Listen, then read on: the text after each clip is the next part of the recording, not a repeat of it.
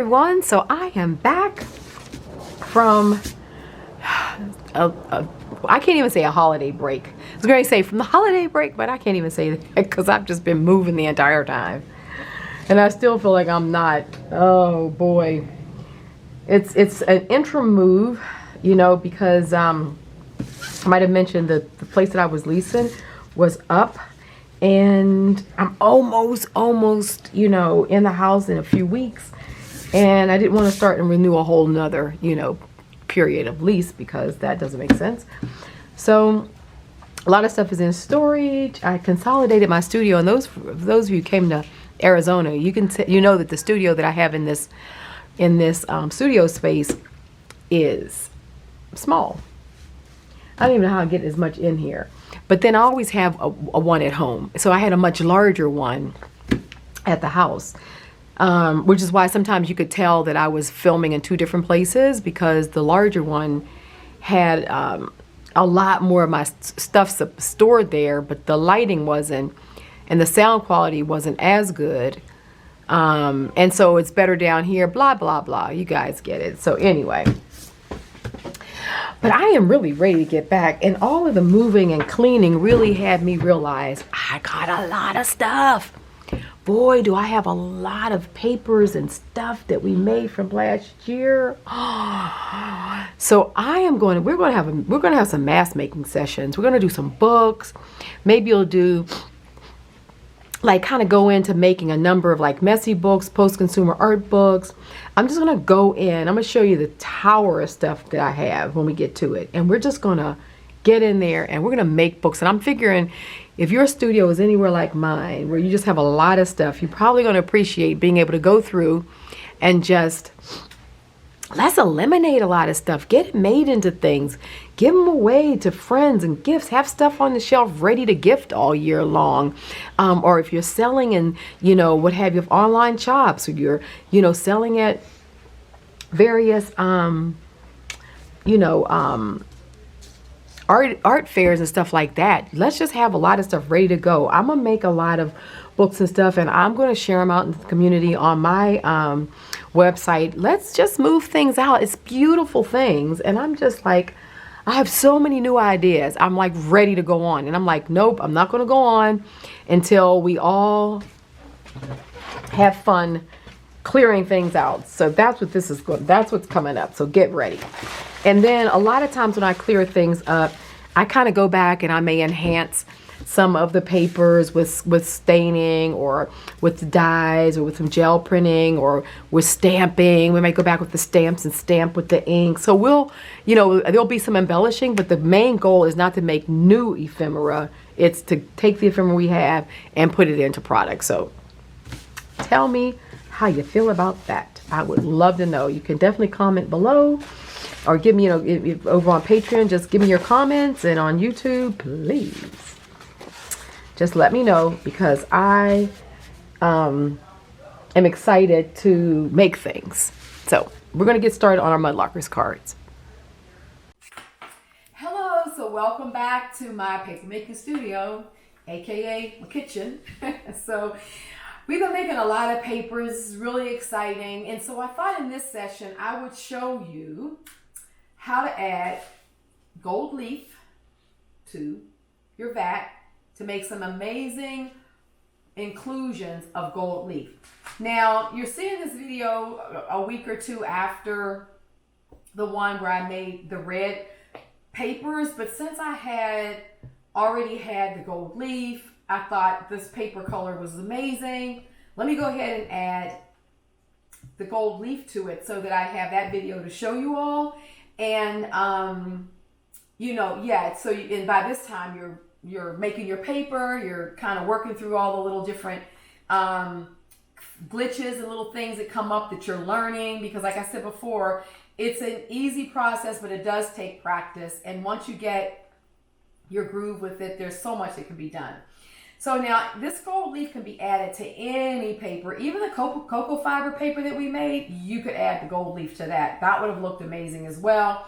So I'm showing you different techniques that just will build on each other, right? There's no like, okay, you can only do this like this and then only do it like this. All these techniques are designed to work together in any combination that you want. Is whatever you could imagine, you can do these combinations, okay? So this is the you know, the faux gold leaf that, you know, you get at Michael's and what have you. And there's generally in this and of course I have the links for it on Amazon. But it's generally these gold sheets like this in the pad. So that's what we're going to use. We're going to pull some of these off. We're going to distribute them in our paper, and we are going to have paper with gold leaf in it. All right, see you on the table. Alrighty, so we're down on the table. Here is that fiber I was talking about that we had from last session, but it was laying there. It was looking so good, and I'm like, you know what? Let's do some gold leaf.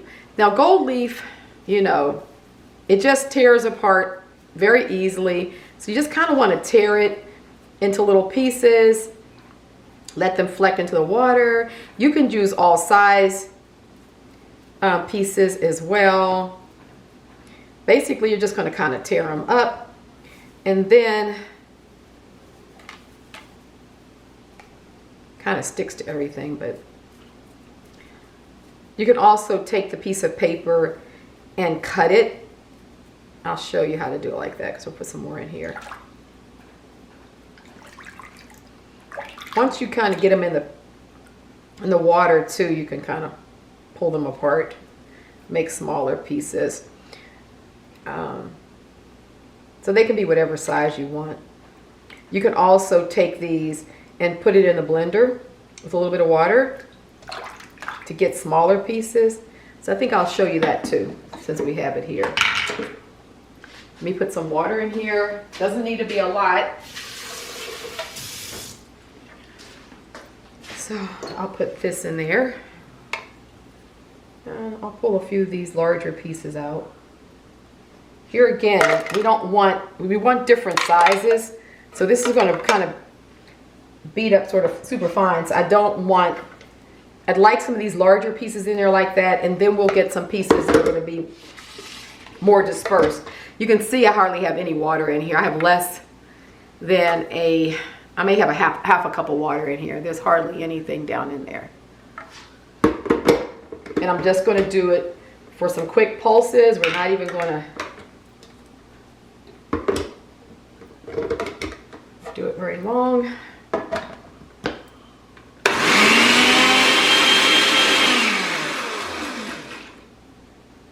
Yep. See how quick that was? And see how fine it went just in that little quick burst. So that's what you want. So to put the different sizes in there, how we did, and then we came back with those little pieces, that's kind of what you want to do. Unless you want all of it to be really fine little pieces like I just showed you in the blender, then you could do all of it like that, but you just want to do a quick pulse, because otherwise it'll just disappear on you. Okay, so let's go ahead and pull some of this, see what we get.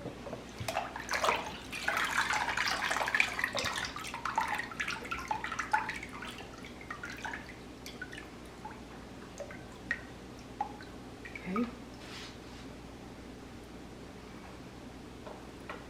So this is really pretty.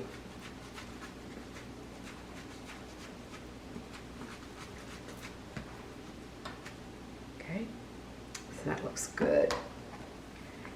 So you can see how we have the smallest to the largest pieces in there. It's really looking good.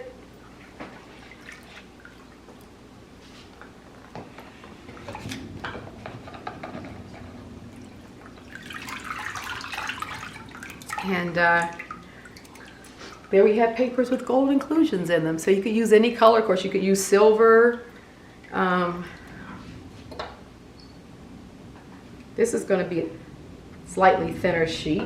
It's going to be nice because this one, you know, and it's okay as your vat starts getting a little thinner, as long as you can still pull that piece of paper and get it off your screen, go with it, because you're just creating different opacities in your paper, and it just allows you to do different things with them in the collage process. You can see my hand through this one, so you can see when it dries, it's going to give you, it's going to be a lot thinner piece, and you can work with that. So it's just that easy to add gold leaf or silver leaf, any kind of leaf that you have, to the papers you've been making, future papers, and you're ready to go. So hopefully you enjoy this technique that goes and keeps us on our paper making journeys, and we'll be using these papers, of course, in our Mudlarkers deck. We'll be using them in our collage, journals, and our books, everything that we're doing on Patreon, and we're just going to keep on expanding your paper making repertoire. Okay, so this Saturday we have we're finishing up our Mudlarkers deck, but please thumb up the video. Also, if you enjoy what I'm doing here, make sure you share, you subscribe if this is your first time here, and just join our community. We have a great time, and remember to come into the premieres, because I'm just about every Saturday I'm in the premiere, and we have a lot of fun. People, ladies and gents from all over the world are in there, so you get to meet people who you can kind of go down and have some coffee with, and just come in the premieres. We have a great time. So to start off with, I'll go through how I did the last 3 cards, and then we'll end with an entire flip, and then I'll talk a little bit about where we're going to go in 2023. Okay, so the first card incorporates the papers that we made using the gold leafing. This has a lot of the gold leafing in it. With at the end of the vat, I threw more of this cocoa fiber in, because I just love the paper with the cocoa fiber, and look how it looks. I love these really organic ends, and just making this paper, it becomes excellent paper for you just to collage on top of. It becomes very frameable as a finished piece because of those really crazy yummy edges. And I feel like this paper is just a work of art in and of itself. So we made it using exactly everything we had done up to this point. The only thing I did different was I put some gold leaf in the vat, and then I pulled a few sheets with just the gold leaf, which is what I used here. And then as it thinned out, I just put some more cocoa fiber in it. So the first inspiration, really wanted to show a lot of the paper. I love this salmon color. I love the gold in it. And so that became the focal point of the design. I had already picked this little shell, and shell had like these 2 little holes on it. So I knew that I wanted to sew that, down with some of our flaws. I'm just kind of separating these so that we kind of get more of that, really wild edge. Kind of matches the fiber better. And so I knew I wanted to do that. So everything revolved around this paper and this found piece. I immediately felt like this tissue paper that I had stained with coffee really picked up the coloration of the shell perfectly. I really love it. And so that, found its way in. And then I had a piece of this, what is this, newsprint that I have on my table, and it was all stained up and everything like that. And I just loved the coloration. I know I used this somewhere before as well in the deck. And then this little piece that was left over from where we used it on another card. And then of course I used some of the white paper that has the cocoa fibers in it. I felt like it offset the shell and this edge really nicely. So it's nice and graphic, not too much, but I think just the right amount. So I really like the way that little collage came out, and it's really like that one. So the next one is this one. So I wanted to use this found piece. That was some that I found at the lake. It's the sort of, it's like plastic with the sort of neon yellow, like rope, you find in fishing and things like that. And so I knew I wanted to use that. I also wanted to use these papers, this handmade paper with this pattern. I love these stamps. And so I felt those went well together. I pulled a piece of this It was more of my desk paper with ink blots on it, and wanted to integrate that. So it wasn't just a plain background, but we had a little something going on. And then this little piece popped out, a little edge of the calligraphy paper that was yellow. And I thought it was a subtle way of tying the yellow in without it being the exact same color. And then using this piece of paper from an old Japanese book. And then this little element that came off of this paper I think I get from Blick. But I really like the circles. I thought that was just nice and subtle. It goes nicely with the printed paper here. So it gives us something, but not too much. And then of course we can see through it because that Asian paper is just so thin when we go to glue it. So it's really quite nice. And that piece came together very easily. I did staple this onto the card, and then I came back and did a little bit of the sewing on top.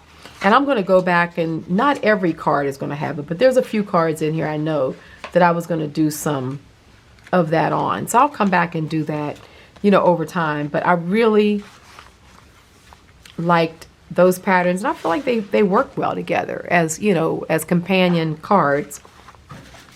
And then this was the last one, and it's like so simple, but it looks like a landscape with a setting sun. I mean, this gold paper is it's a gold tissue paper, and this is some cray paper that you know, the streamers that you use for parties and stuff. I found some vintage, so it's kind of already stained, and you know, you can see it's been around a long time. Even that color blue, it's lost its luster, but I really love that aqua like that. And then this is some of the paper that we did the shibori on. And so that little section, and it's really interesting because I feel like it looks almost like a landscape. It looks like trees, doesn't it? And then this color palette. And then this little element right here was in my box of Rusty Bits. And it's an image of a bird. It's an image of a French stamp. I think I must have photocopied it onto, or laser printed it, because it would have bled. It was it's a laser print onto, what's this, onion skin paper. So it's really translucent, and it had been the bottom a little bend, so you can see how it was rusted up and what have you. And I think that's really interesting that it just goes so nicely with, you know, our Mudlarkers theme. And then of course the little Rusty Bit there. And it's so simplistic. Like, it couldn't be simpler, but I just really think that it has graphics. It has a lot of high graphics to it, even though it's just so simple. So really like that. So let's, we're going to end up doing an entire flip. We'll go through the whole thing, and we'll look at all the cards. All right.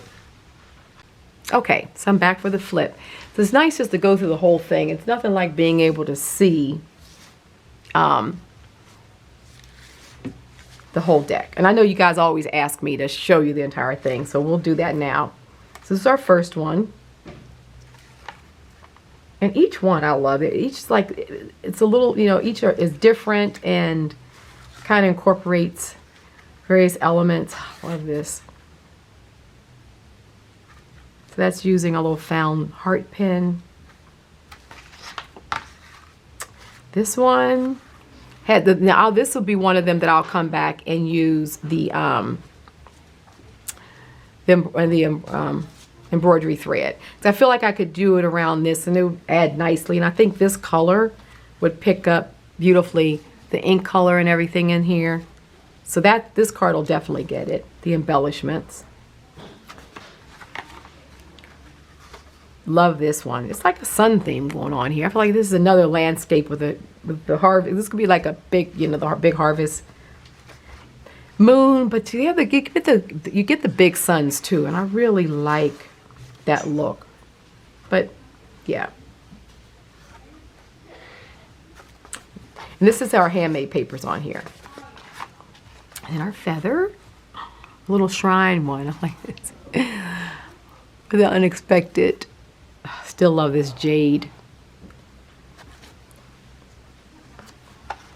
And then this one is a found porcupine quill. Now I actually found this in the in the Umbria region of Italy when I was on a one of the archaeological explorations that I've done. And there were a number of them, and I picked them up, and I'm telling you, these things are so sharp.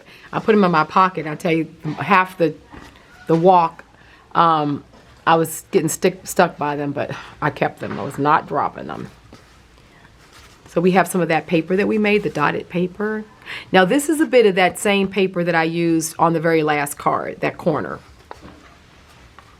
Really like how that working out. And then another one. So using some of the stamps from my recent series and our paper. Now this is the actual paper that comes from, that was purchased. This was actually sent to me by, I think Yvonne, you sent me this paper. But this became the inspiration paper for, you know, what we were doing here, but making them in different colors and what have you. But you can see how rich the texture is from the original paper. So good stuff. And then we had our shell, little scripting. And this, another one of the, I love the disc, so we used the disc a couple of times. Some more of the paper. This is our handmade paper. And then dictionary page, I've done a little gel, kind of, I do this sort of watercolor gel printing thing I like. And then this is a found piece. Here, that was that little orange piece that I found at the lake. I think it's a tab off of maybe a vest or something. And the tea bag, turmeric. So you get this nice sort of yellow orange with this print. And then we have our bottle caps, our little rusted bottle caps with the Asian document inside. And this is some of the papers that were stained in the Tamashi Bundles workshop. A lot of you snapped that up in December when I think I made it like 50% off or something, that course. So a lot of you snapped that up, but this is just the papers and everything that come from that style of bundling and using the spray paints and stuff. The patterns that you get, it's hard to duplicate it, I find, any other way but by creating bundles. So that's a good one. Of course, a lot of them have the page activated. Some green glass. This is more of our handmade paper, and this is that paper that this is the, what is this? Cheesecloth that I had gold paint on. And then the layers in our chops. Now that's interesting because the chops are like the same color as the, very similar as this thread. So that sort of gray tone is making its way throughout as well. And we have this one. Has the bougainvillea leaf and the skeleton leaf. These are the papers that we made, the handmade papers, and then we printed them on the gel plate and then stained. But you look at that, it just looks like a piece of monoprint or something. You wouldn't think that we made the paper. I feel like we made the paper, did all the staining, printed it, everything. It's just amazing working with the gel plate and then making our own papers.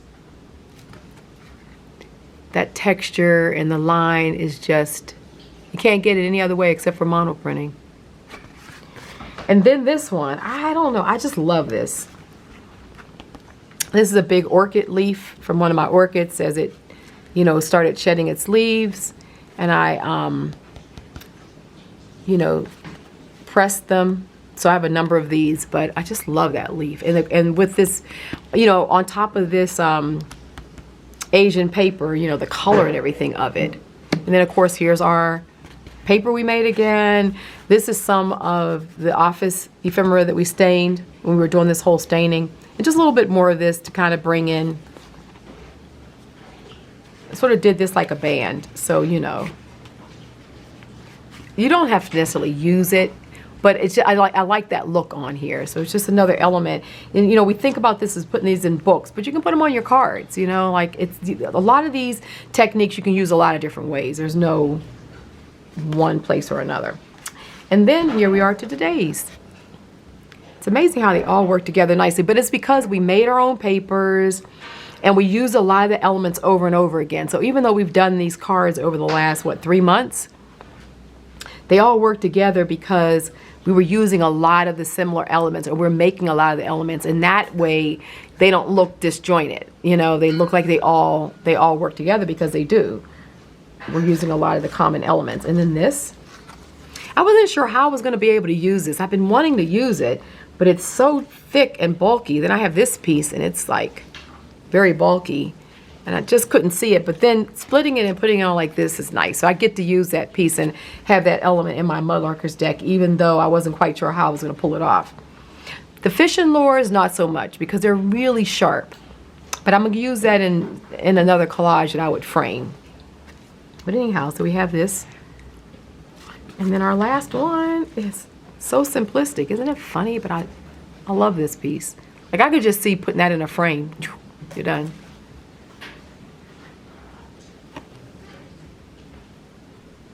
So there we have it. Alrighty, so there's my deck. Look forward to seeing you guys. Make sure you keep on putting it in the Facebook group, Color Through Clarity, so that, or Clarity Through Color, so that I can see what you've done. And that wraps up this series. So next week, I'll be back and we're going to start some other projects before we get into our big project. The main thing that I'm going to do is, once I kind of went through my studio, I did all the moving, I consolidated stuff, I have tons of papers. I mean, I have, oh my goodness, it's ridiculous. So I thought we would do some mask making projects, and we're going to make some books. I'm going to show you how I would make them. We're going to, you know, I'm going to be making them here, and I'm making them on Patreon, because we have a lot that we've made this past year on Patreon, and I really want us to use a lot of it up. I want us to integrate it into our other work. And so I'm going to do some mask making sessions on, and then actually assembling. So we're going to do a period of a few weeks where we're going to be doing that, but I'll also be giving you a list of the products to start pulling together, because we're going to do a book. It's going to be an art journaling experience, but it's going to be around the herbariums and also other things, like other kind of catalogs and ledgers. And it's going to be a lot bigger than what we've been used to. We're going to make it. So we're going to make the book. It's going to be larger. And when we're done, it's going to be this kind of thing, only a much bigger, sort of like old world catalog book. You know, when you see those, they're just like a work of art. And nowadays, even if you find them, like if someone's selling them, they're so expensive, but they're really gorgeous. And so it's going to be that, I'm just kind of giving you a little teaser. That's kind of what we're going to be doing. But before we get to that, we're going to be getting ourselves organized. We're going to make a lot of, use a lot of our things into other projects, and we're going to be ready for that. So we'll have enough time to get things and get started. So don't worry about that.